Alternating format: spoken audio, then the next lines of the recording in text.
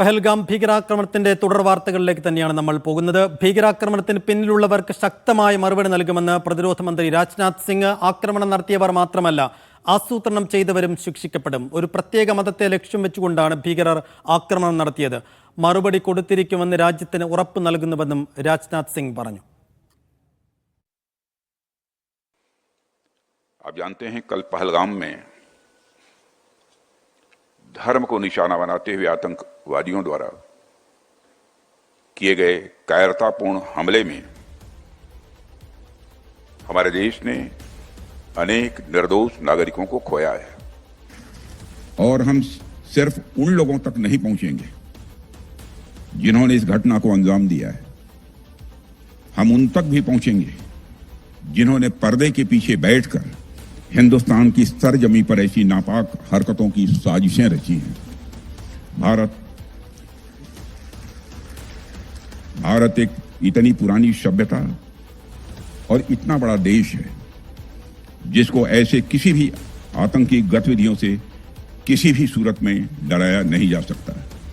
ऐसी हरकतों का जिम्मेदार और इसके जिम्मेदार लोगों को आने वाले कुछ ही समय में जोरदार तरीके से नजर आएगा। मैं देशवासियों को आश्वस्त करना चाहता हूं।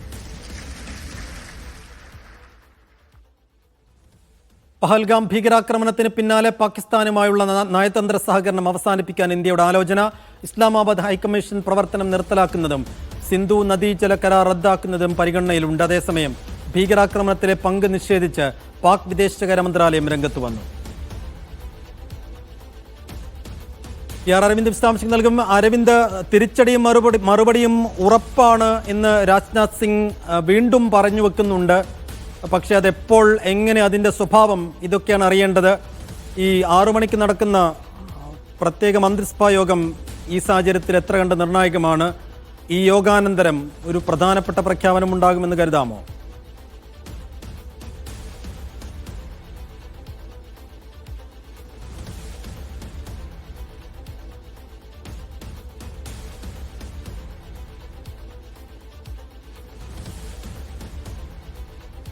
അരവിന്ദ്, കേൾക്കാമോ? അരവിന്ദ്,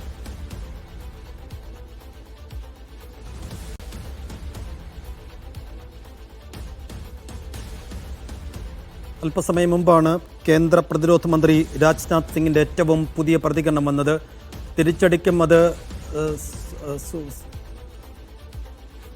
തിരിച്ചടിയും മറുപടിയും വേഗത്തിലുണ്ടാകും എന്ന ഉറപ്പ് രാജ്യത്തിന് നൽകുകയാണ് കേന്ദ്ര പ്രതിരോധ മന്ത്രി രാജ്നാഥ് സിംഗ്.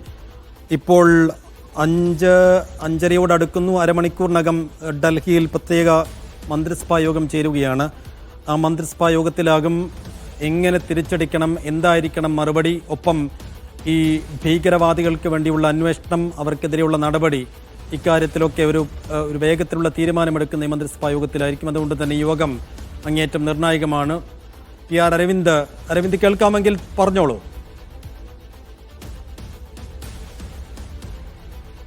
സൈഫുദ്ദീൻ, നേരത്തെ തന്നെ കേന്ദ്ര പ്രതിരോധ മന്ത്രിയുടെ അധ്യക്ഷതയിൽ ഒരു യോഗം ചേർന്നിരുന്നു. ആ യോഗത്തിൽ സൈനിക മേധാവിമാർ അടക്കം പങ്കെടുക്കുകയും ജമ്മു കാശ്മീരിലെ സുരക്ഷാ സാഹചര്യങ്ങൾ വിലയിരുത്തുകയും എന്താണ് ആ പ്രശ്നം പറ്റിയെന്നടക്കമുള്ള കാര്യങ്ങളിൽ ചർച്ച നടന്നിരുന്നു. 6 മണിക്ക് നടക്കുന്ന കേന്ദ്ര മന്ത്രിസഭാ യോഗത്തിൽ ഇതുമായി ബന്ധപ്പെട്ട കൃത്യമായ ചർച്ചകൾ നടക്കും. തുടർ നടപടികൾ എന്തൊക്കെ സ്വീകരിക്കണം എന്ന കാര്യത്തിൽ മന്ത്രിസഭാ യോഗത്തിന് ശേഷമായിരിക്കും ഒരു ഔദ്യോഗിക വിശദീകരണം കേന്ദ്രത്തിന്റെ ഭാഗത്തുനിന്ന് ഉണ്ടാവുക. നേരത്തെ നമ്മൾ കേന്ദ്ര പ്രതിരോധ മന്ത്രി രാജ്നാഥ് സിംഗിന്റെ ആ പ്രതികരണം കേട്ടതാണ്. അദ്ദേഹത്തിന്റെ ആദ്യ പ്രതികരണമായിരുന്നു പഹൽഗാം ഭീകരാക്രമണവുമായി ബന്ധപ്പെട്ട ഇതിന് പിന്നിൽ പ്രവർത്തിച്ചവർക്കും അതുപോലെ തന്നെ ഭീകരാക്രമണത്തിൽ പങ്കാളികളായവർക്കും ശക്തമായ മറുപടി നൽകും, ശക്തമായ തിരിച്ചടി നൽകുമെന്ന് തന്നെയാണ് രാജ്നാഥ് സിംഗ് വ്യക്തമാക്കുന്നത്.